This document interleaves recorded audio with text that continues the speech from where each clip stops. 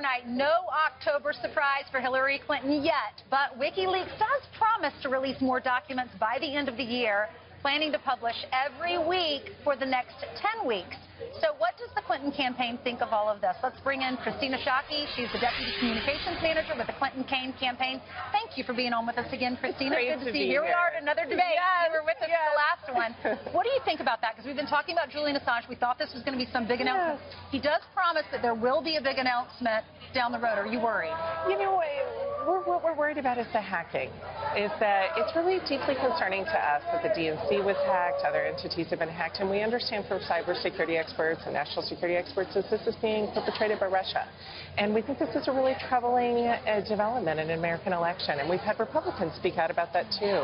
This is really problematic that we have a foreign country, particularly Russia, trying to influence an American election, and so that's deeply troubling to us. Absolutely. I mean, I don't think anyone would agree that hacking is, you can't do that. It is illegal, it's wrong. However, some of the information that they have released has led to some consequences, especially for the DNC. You see Kelly Wasserman Schultz had to step down because of the release of those 20,000 emails. Well, again, we're really, really troubled that this seems to be perpetrated by Russia, an attempt that happened right before the convention. It seems to be meant to influence the election, and that's a really, really troubling occurrence. That's never happened before in an American election. We think this is really a problem, and it was troubling to us that Donald Trump seemed to be encouraging that, and that's a problem. And Republicans have spoken out to say how troubling that is as well. Let's talk about what's happening tonight. Yes. The debate. All right, Kellyanne Conway was on Fox last night, and she was saying that Governor Pence is going to be feisty tonight.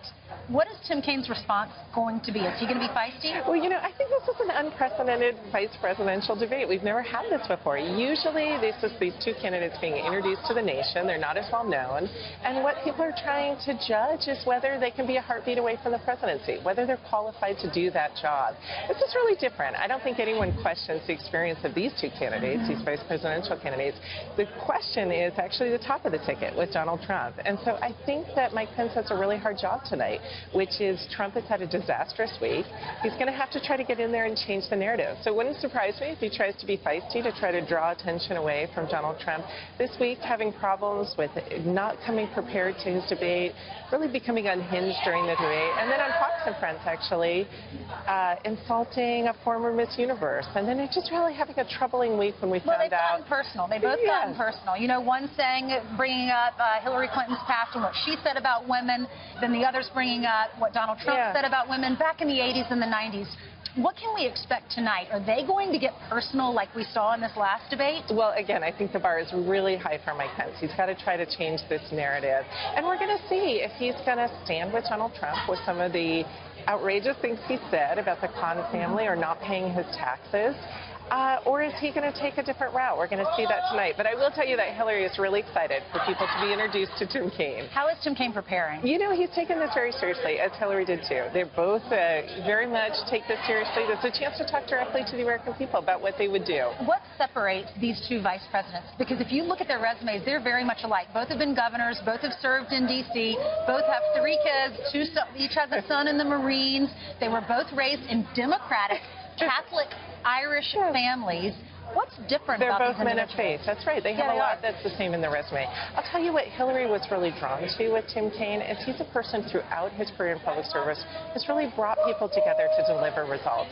You know, when he was the governor of Virginia, he had the distinction from Fortune magazine as being rated the best state to do business, and Education Week rated it the best state to raise a child. He's a person who throughout his career has really brought people together. He's respected across party lines, and he really delivers for the people he represents, and that was important to Hillary.